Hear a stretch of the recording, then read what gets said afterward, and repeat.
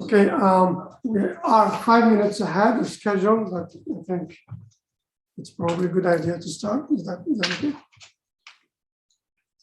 I don't see why not. Yeah. Okay.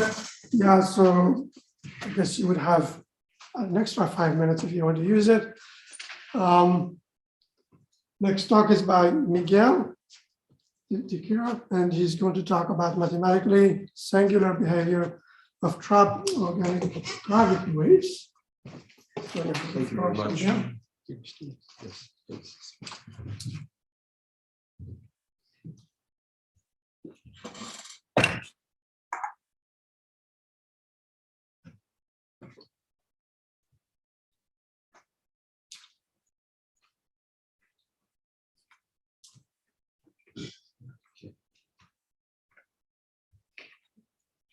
Yes. Thank you very much for the introduction and also for the invitation to talk here. This is a talk which is on a totally different topic. And I think I already went to the second slide, so let's go back to the first one. This is work done in collaboration with José Again from the University of Algarve in Portugal, and is about an aspect of some mathematical interest, hopefully, of a system which is controlled by partial differential equations, which are gravity waves. And in particular, I'm going to talk about orographic gravity waves. So what are these orographic gravity waves? I forgot to say, I'm going to talk about, in particular, trapped Lie waves, which are orographic gravity waves that propagate near the surface horizontally instead of propagating up into the high atmosphere. So these waves are illustrated here by some satellite images. In this case, we can see some fairly 2D waves over the UK. They are visualized by cloud alignments, as we can see. So they are almost 2D with some approximation, of course, in this case over the UK. And then in this other case, we have these waves emanating from an isolated oceanic island. And these, as I said, are mountain waves that propagate horizontally at low levels in the troposphere, and I already said that they can be visualized by lenticular clouds, but of course Which mountains in the UK are they? Here is the UK. Yeah. So Scotland is around here, I believe. They should just the whole of the UK. So What's happening?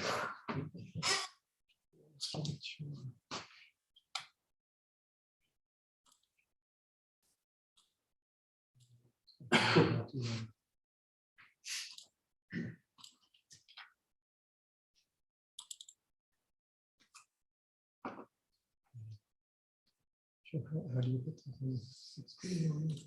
Yeah. Thank you. This is on slide chain. Right. Let's hope that it goes okay this time.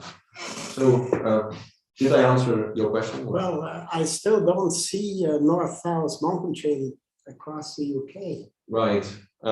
It might be something else. Well, I believe they are mostly generated by the mountains of Scotland because they are the highest mountains that exist here. But since these are free waves, they are resonant waves, they may be generated by ever so small perturbations. Not see what the wind direction is as well as the mountain direction.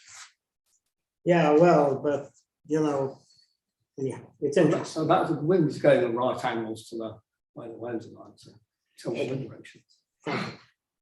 Yeah, I believe that. if you look very carefully, you can see the south coast of the UK and Cornwall and south coast of Ireland and so on. Right. Cornwall is here, I believe. France, well, Belgium, France. Yeah. Yeah, well, I see Ireland. that. I just don't see the mountains over Liverpool. Yes, but they exist even if they are very low hills. They may generate these waves. That's the point. Then these waves may cause turbulence.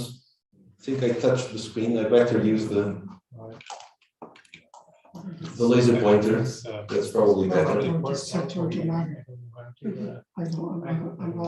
So they may cause turbulence and shear in structures near the surface within the boundary layer, which are called rotors, which are indicated in this figure. But this is just some physical motivation.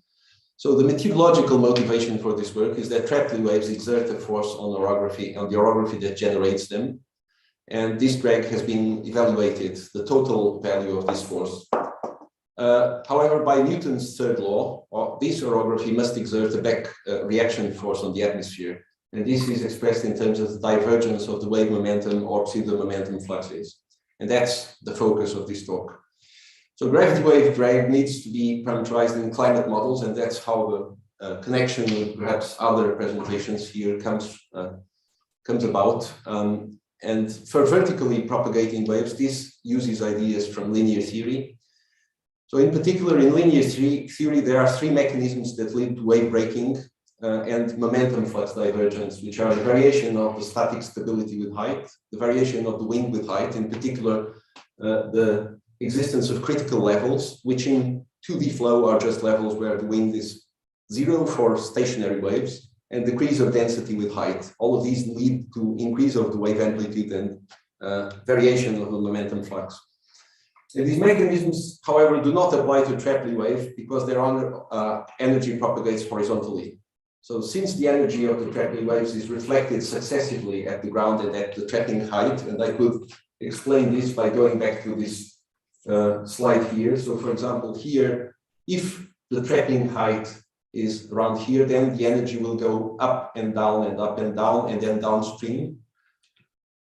So since this happens, then boundary layer friction is likely to be responsible for dissipating these waves. However, this does not specify where the gravity wave drag, which is something different from boundary layer friction, is exerted on the atmosphere. And we aim to clarify that in this work. In the weak friction limit, we will show that this is well posed mathematically.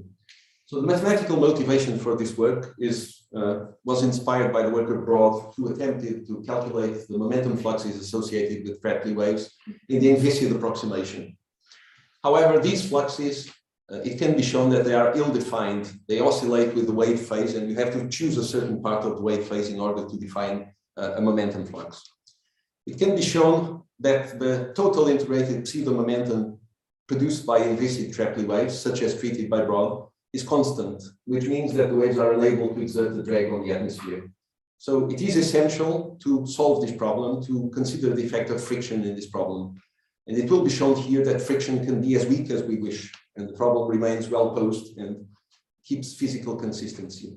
And this is an example of a singular behavior, which means that infinitely small but non-zero friction produces a physically consistent result, which is different from the result which is not physically consistent that you obtain when you assume from the outset that you have zero friction.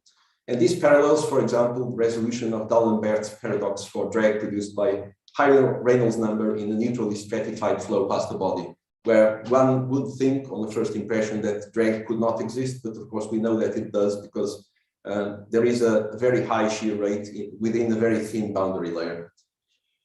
So this is kind of a similar situation, but with some substantial differences, and has to do with the gravity wave drag instead. So let's talk a bit about how gravity wave drag is represented in linear theory. These are primarily all that I'm going to present is for stationary waves and inviscid, for start inviscid 2D linear theory. And we use a Fourier analysis approach, which means that every variable is expressed as a Fourier series. This is a 2D, 1D Fourier series along X, and along Z there is a dependence which we need to work out.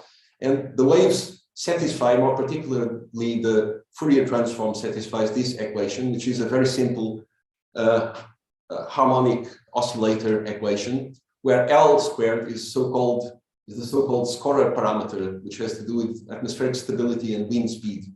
And I'm going to consider a very simple atmosphere as an example, which was initially considered by Scorer in 1949, where we have a higher value of the scorer parameter in the lower layer and a lower value in the upper layer. This is a condition conducive to wave trapping. What I present here is the potential temperature profile corresponding to that case, because I'm assuming that the scorer parameter only varies due to the temperature profile, not really the wind speed. I'm assuming that the wind speed is constant. So a free sleep boundary condition. And the gravity wave drag is given by this expression, which is the integral of the pressure perturbation at the surface in this case, which is similar to the pressure perturbation over the orography, because we are in the linear approximation, multiplied by the slope of the orography. And this can be expressed in Fourier space in this way, as an integral in wave number.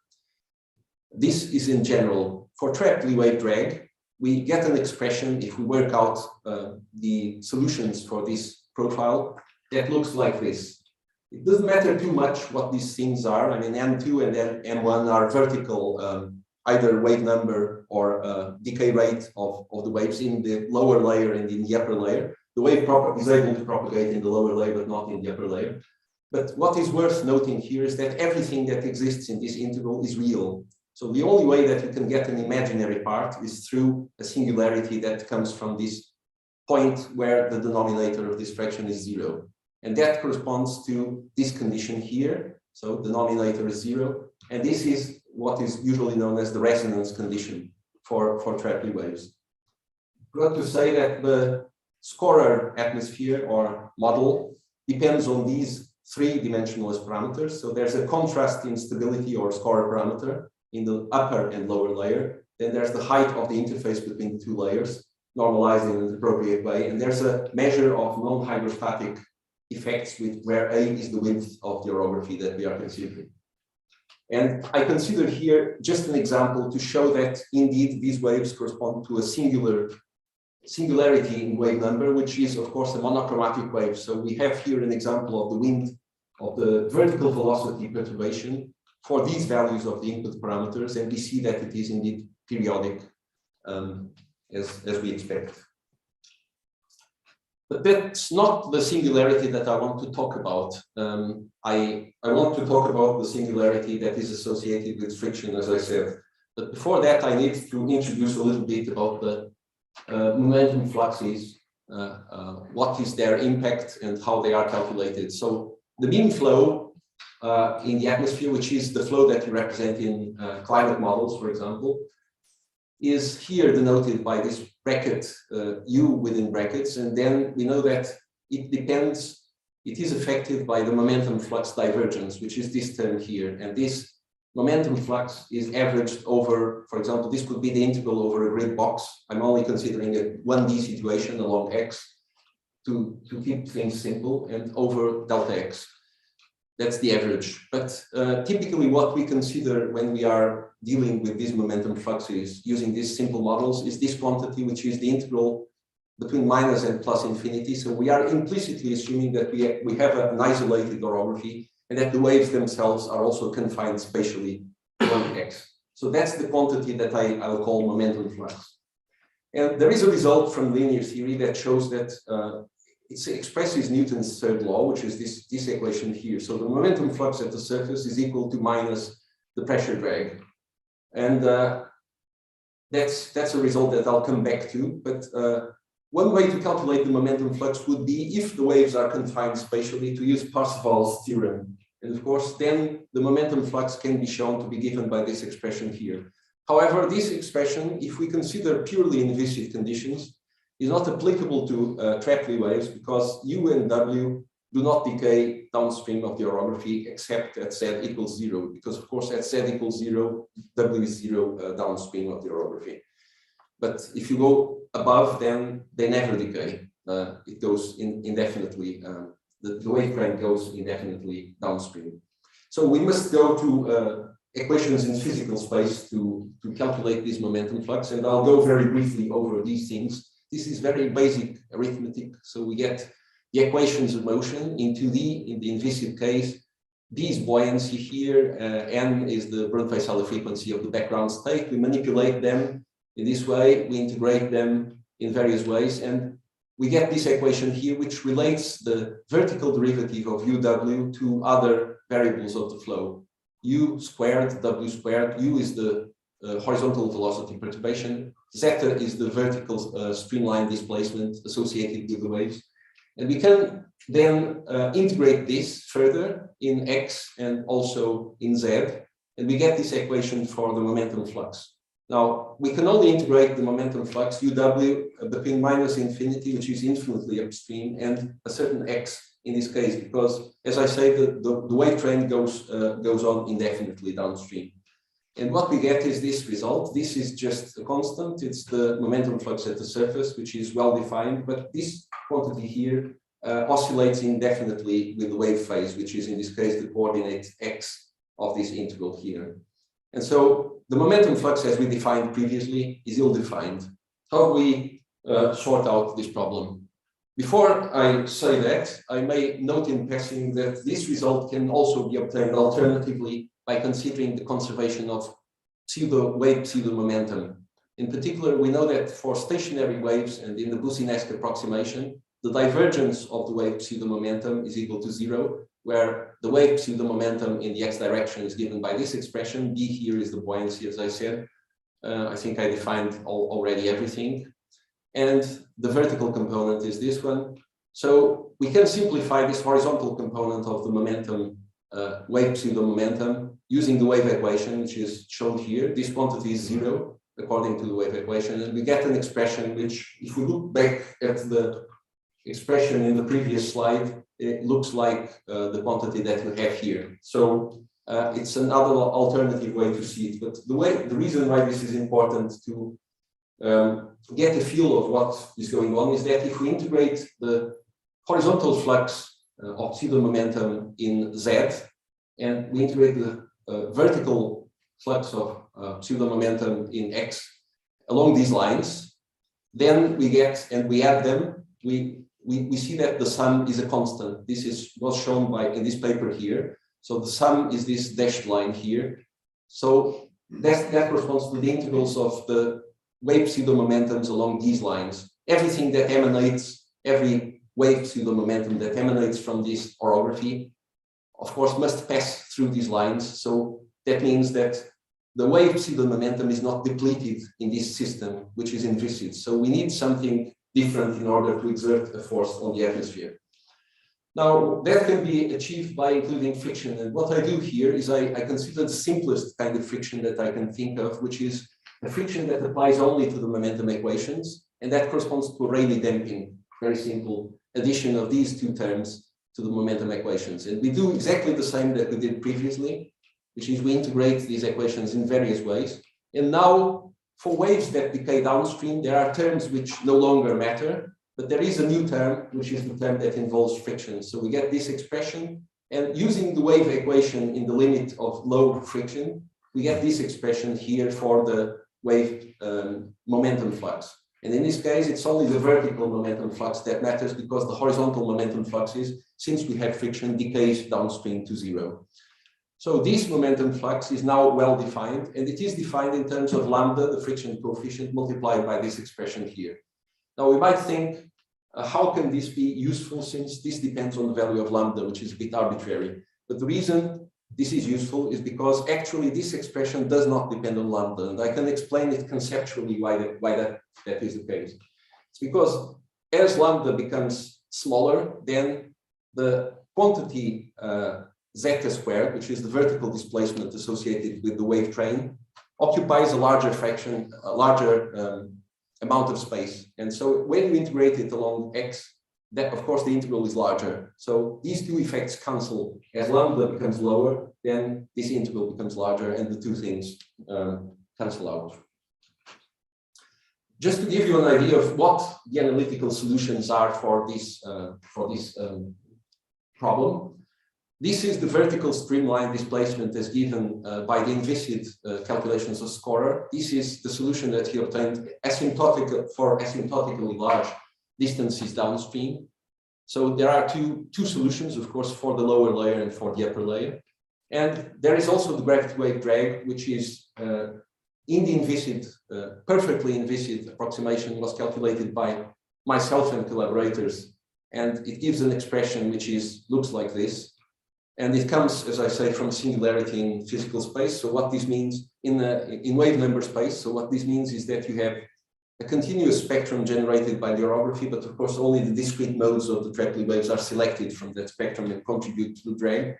That's why you get such a simple expression. And now for the momentum flux, which is the thing that I'm focusing on here, you have to, in order to make use of the expression that I obtained in the previous slide, so this expression here, you have to make a further assumption, and that is that when the friction is weak, you can assume that the streamline displacement decays slowly downstream, and with an expression like that. So Ki is supposed to be a small coefficient. And then if you do that, you can, because this integral in x is proportional, inversely proportional to Ki, and Ki is necessarily proportional to lambda, so the decay rate is proportional to the friction coefficient, then what happens is that your solutions do not depend, as I said, on lambda. So there is this cancellation between lambda and the Ki that appears in the denominator. And it's interesting that you can work out, for the limit of lambda tends to 0, this perfectly analytical solution for the scorer problem, at least, for the momentum flux. So this is the momentum flux in the upper layer, and this is the momentum flux in the lower layer and in the upper layer. So it is remarkable, I think, it's probably the most interesting aspect of this solution, that the momentum flux in the quasi-inviscid approximation, which is what I call the limit when lambda tends to 0, not when lambda is equal to 0, but when it tends to 0, then is independent of lambda. And I believe this is the physically consistent solution. Now, comparison with other models, just to show that this indeed is supported by other independent results. For the same values of the input parameters, there is here a comparison with linear theory with finite friction. So that's what these various curves are. The linear theory can assume a finite value of the coefficient lambda, and then you see as the lambda approaches 0, then the colored lines, which are the results of this linear model, approach the quasi-inviscid solution, which is the black line. It's a bit hard to spot here, but you see that there is a convergence here. And also the same thing can be seen when you compare this with inviscid numerical simulations, which are these symbols here. There's a slight oscillation near the top of the layer, which is presumably of computational origin.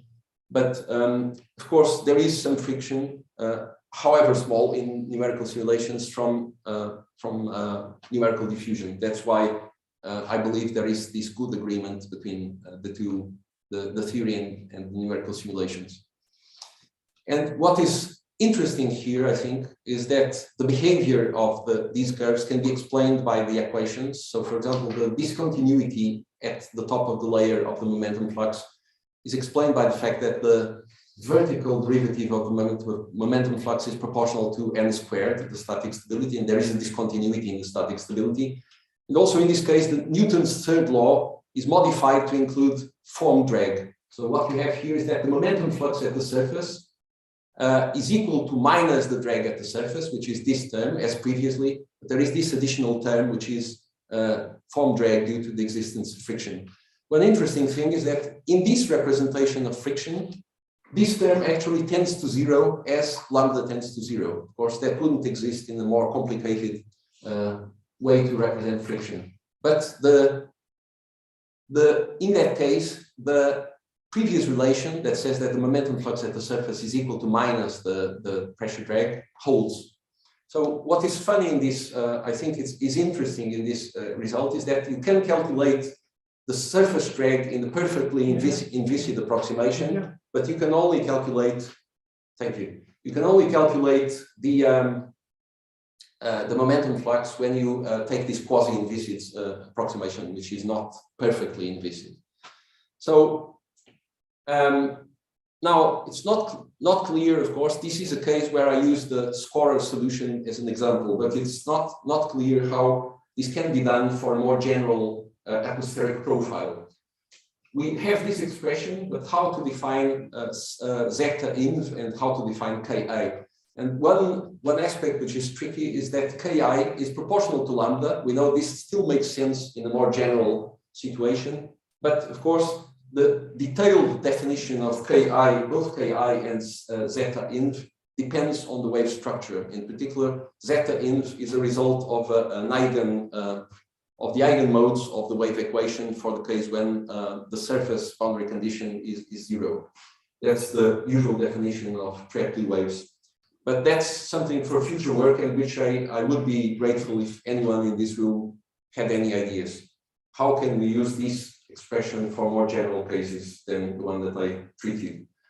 So in summary, the vertical flux of horizontal momentum integrated over the area of Trepley waves is ill-defined for purely inviscid flow, but this can also be understood using pseudo-momentum, because pseudo-momentum is conserved, it is constant in height. This apparent paradox is resolved by the adoption of a model with small but non-zero friction, represented in this case as Rayleigh damping. In this case, then, Trepley waves are confined spatially, and you can define an aerially averaged vertical flux of horizontal momentum, which is well defined even in the zero friction limit. And this does not depend on the friction coefficient in this limit. And these analytical solutions are obtained for flow of the two-layer atmosphere of Scora over 2D orography. So many extensions can be considered, in particular, extending it to 3D and to derive these solutions for a more general case, which of course will be more useful for parameterization purposes.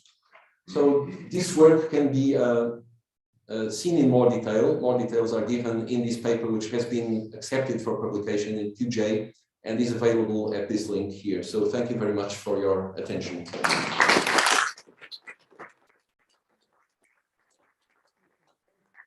We have time for questions. Mike? You mentioned the link to parameterization. Obviously, this was a 2D model.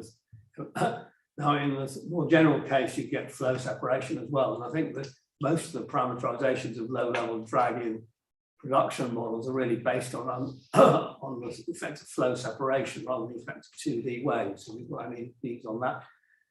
Well, it is true that, of course, the closer you get to the surface, the more important frictional and boundary layer effects become. But there are indications. For example, there is some work by Steinfeld, which says that there are deficiencies in the way that the drag is represented in boundary layer schemes, and it's speculated that that may be due to the absence of a good representation of gravity waves. Now, the kind of gravity waves that probably are being confused with boundary layer drag are very likely these sort of waves that propagate at low levels in the atmosphere. So what I believe is that this work can give a contribution to improve that situation by being able to represent these waves, which of course have a different kind of dependence on the flow parameters than frictional processes. Not sure if that answers your question. I think I'm just wondering how big the likely form drag coming out of the sort of situation you're talking about is compared with the situation when you really get a definite air mass difference between the upwind side and the downwind side of orography, which leads you to quite a large scale pressure difference. And that's come from flow separation. Right. And that's obviously that's not going to be visible in a purely 2D model, and it's to Yes. extent. That I expect that may be a lot bigger than anything you can get out of this situation, but I don't know. Well, that's something to be seen, of course. I recognize that is an important component of drag, but that I found this is a relevant problem still, because these waves are not parameterized currently, and for the reasons that I indicated, they may be important. Of course, I'm not saying they are overwhelmingly important. And on the other hand, this is a very neat mathematical problem, I thought. And it solves a problem that comes from Broad's work. Broad chose this to define this momentum flux at a certain point of the phase of the wave, giving the impression that this would be a suitable momentum flux for including in parameterizations, whereas I don't think, in my opinion, that is a suitable thing to do, because there is some physical inconsistency in assuming a purely inviscid approximation. You need to consider weak friction. I think it's very nice that you've shown the limit of viscosity tends to zero is quite different from Right. equal. Yeah. In terms of parameterization, I'm not sure to what extent this matters. But anyway. Yeah, thank you. Okay, next question from Mike. Michael. Michael, sorry. This is indeed a very nice classical problem, and cited work of Dale Duran and François Lotte and Steve Peltier and so on. Indeed, the analogy with the D'Alembert paradox came immediately to mind, even before you put it on this yourself, but still, the resolution of the D'Alembert paradox is of course boundary layer theory. It's localization in space, but here the resonance condition that you put is really in wave space, and I don't quite see how you can translate boundary layer theory into this, wave space. That's one question. The other one has to do with the realism, and that's sort of related to questions that Mike Cullen was asking. Work of Rapier Humbert, for instance, shows very clearly that the separation behind the mountain range plays a big role, and you have that pressure drag and so on. And we can talk more about this during the break. I frankly don't think that this is really terribly relevant. It's beautiful sort of applied math / fluid dynamics, but in terms of parameterizing what is happening in high and higher resolution numerical weather prediction, more theoretical high resolution models, I really doubt it. I think that this issue of separation and of pressure drag is more what's going on.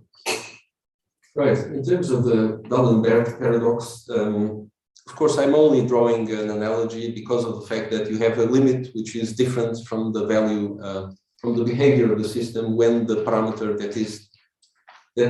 of which we are taking the limit is exactly 0 from the beginning. So it's only in that sense. I'm not claiming that this will lead to the development of boundary layer theory or some equivalent of it. And in that sense, it's interesting because it's singular behavior, as I say.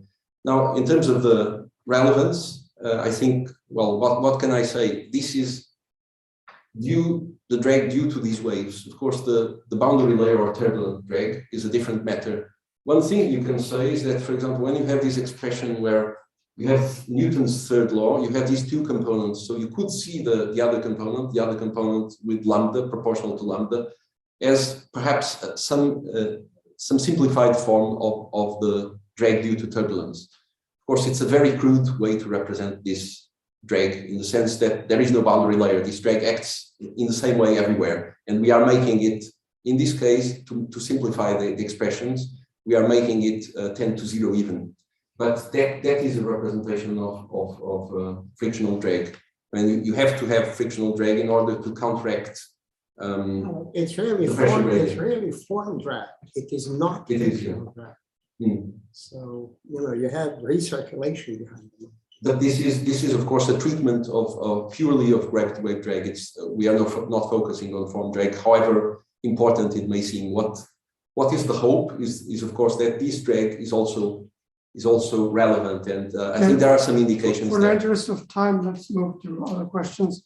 I know there are 2 hands raised there. Are there any questions from the younger participants, from the students? Please. I didn't see that happen. Please ask questions. Okay, there are.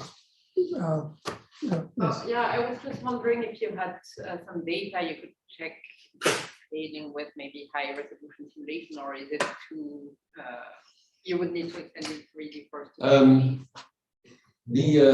The data that I have at the moment, of course, it's very hard, always it's very tricky to have field data for gravity wave drag because you need a continuous distribution of pressure around orography. So what we mostly do is we use high resolution models as reality. Of course, this is the closest I have here is those nonlinear numerical simulations that I have in this slide. Of course, this is a very idealized situation because there's not even a boundary layer in this numerical model, but it's the closest I have just for the sake of showing that the solutions were accurate in this limit. But what I think could be done, of course, would be to consider more realistic numerical simulations and to see if this is still relevant. No question. Oh yeah, I mean, you mentioned 3 non-dimensional parameters, but, and one of them was relating to non-hydrostatic effects. And does that change any of the analysis here, whether it's non-hydrostatic? Well, these waves are always non-hydrostatic. If you have perfectly hydrostatic flow, that's when you have the vertically propagating waves in the atmosphere. So you can show that if your flow is hydrostatic, then every wave propagates up. which means that in this case, we wouldn't have any trapped Lee waves. So trapped Lee waves by nature are non-hydrostatic waves. That's why this parameter is quite relevant here, and it should be relatively small. Because they are small aspect ratio. All right, thanks a lot. Let's thank Miguel again. Thank you very much.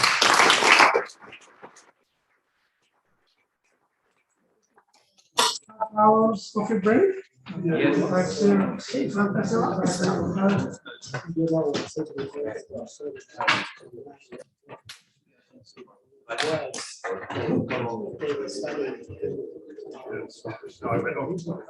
I reckon my number.